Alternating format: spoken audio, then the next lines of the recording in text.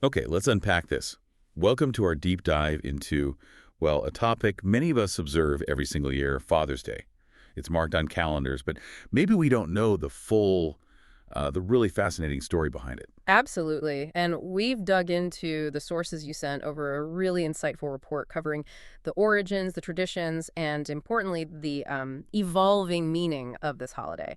We've tried to pull out the key nuggets for you.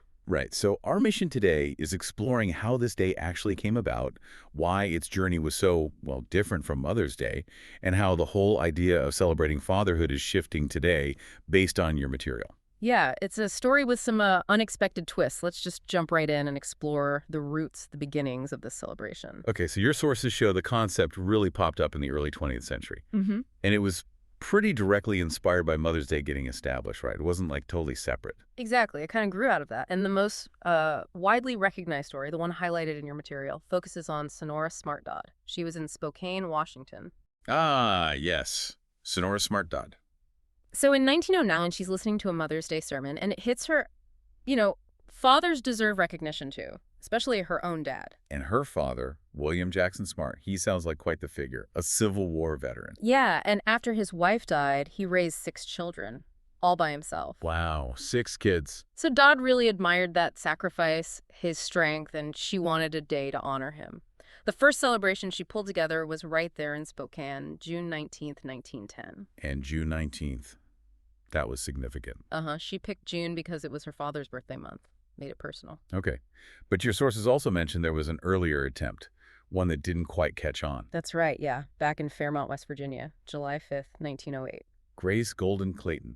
The report says she organized something after that awful mining disaster. Exactly. A terrible accident killed 361 men, leaving so many children without fathers. It was a really moving, important event for that community. But it's more of a one-off thing. That's what the material says. A one-time commemoration, sadly. It didn't spark that annual tradition like Sonora Dodd's effort eventually did. And this is where it gets interesting comparing it to Mother's Day. Because Father's Day, unlike Mother's Day, it faced, well, resistance. It took decades to become official. A lot of resistance, and your sources suggest part of that was just the way society saw fathers back then. The stoic provider types. Right, maybe seen as not needing or wanting a sentimental public celebration. Kind of like that, yeah.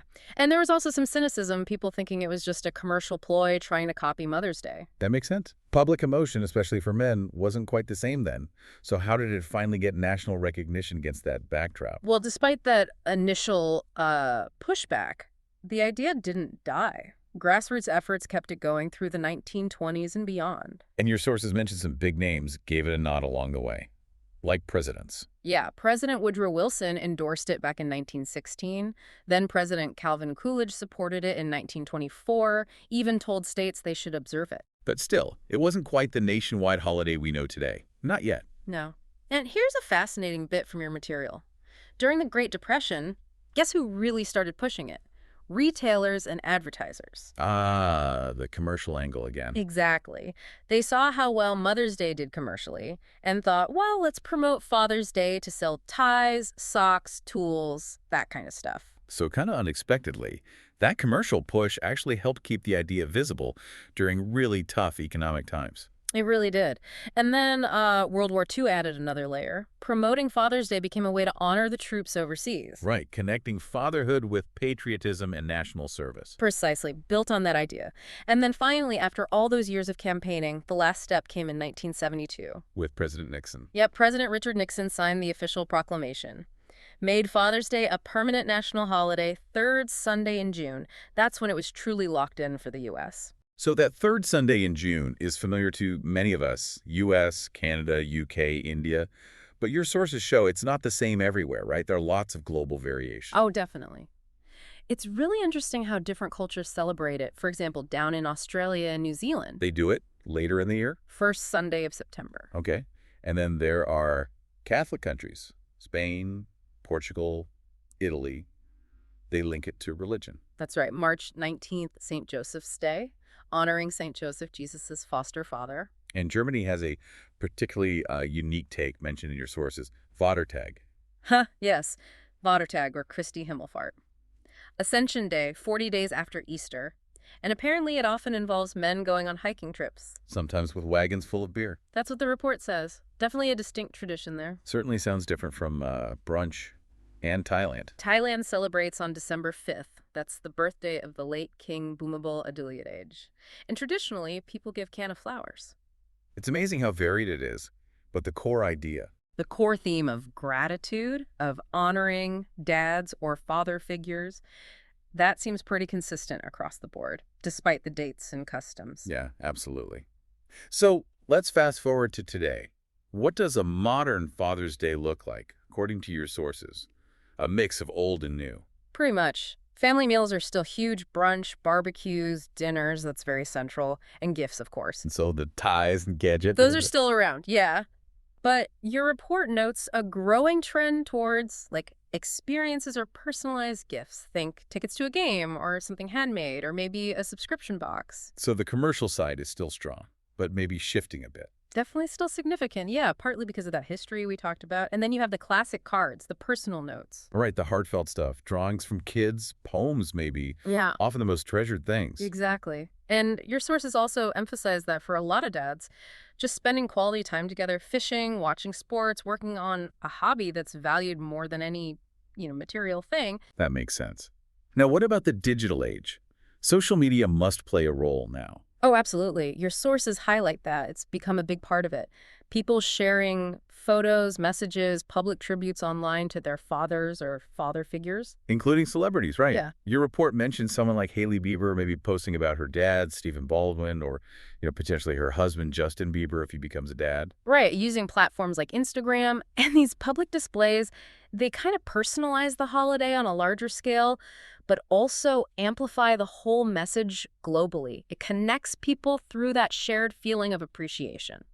Yeah, it really extends the celebration beyond just your immediate family. Definitely does. Now, we've kind of skirted around the comparisons with Mother's Day. Let's dive into that. Your sources frame it as, what, a tale of two holidays? Yeah. Highlighting some perceived differences. Yeah, exactly. Mother's Day, as your report points out, got formalized earlier, and it often seems like it's embraced with maybe more overt enthusiasm. Associated with flowers, fancy brunches.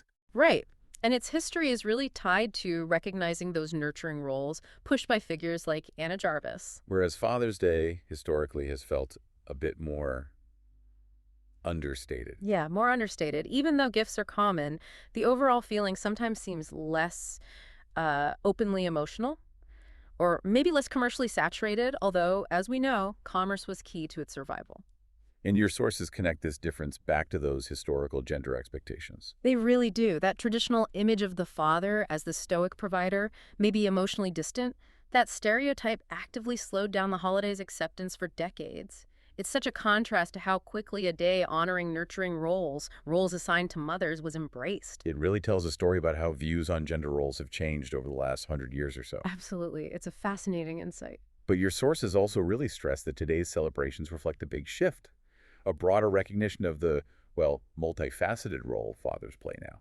Definitely. That old view, the father as just the disciplinarian or the distant breadwinner, that's really evolving. Today, there's way more emphasis, more encouragement for dads to be emotionally present, right? And actively involved in childcare, contributing around the house. Exactly. Hands-on involvement. And your report mentions, studies actually back this up, there's a real link between fathers being actively involved and positive outcomes for kids. Like doing better in school, better emotional regulation, stuff like that. Yeah, better overall well-being. That active presence isn't just, nice to have. It's genuinely impactful. And the whole idea of a father figure has broadened too, hasn't it? That's reflected now. Very much so. It's not just about biological dads anymore. It includes stepfathers, grandfathers, uncles, mentors. Really any male figure providing that support and guidance. So Father's Day today isn't just about the traditional provider role. It's appreciating all these diverse contributions, celebrating how families are changing. Your sources even call these figures unsung heroes. Yeah, acknowledging that quiet strength, the guidance, the steady presence that might not always get the spotlight. It's a recognition that fatherhood is complex, it's varied, and it's incredibly vital however it shows up in families and communities. Precisely. So we've traced this journey from Sonora Smart Dodd's idea in Spokane, through all that resistance, the unique commercial boosts, right up to this global celebration we see today. And digging into the material you shared, it really hammers home that it's more than just, buying a gift or having a barbecue. Right. At its core, it's about acknowledging the love, the sacrifice, the guidance, all the things paternal figures provide, often quietly, day in and day out. It's a day built on appreciating those who shape us, who build strong families, whether that's through the old roles or these newer, more active, emotionally engaged ways we see now. Yeah. And looking at how fatherhood itself keeps evolving, keeps being redefined, leaves us with a final thought for you, the listener, to mull over. As society keeps changing, embracing more diverse families and roles, how might the ways we actually celebrate Father's Day keep changing too? How will it reflect that growing emotional and active involvement of dads? What new traditions, what new ways of showing thanks might be just around the corner?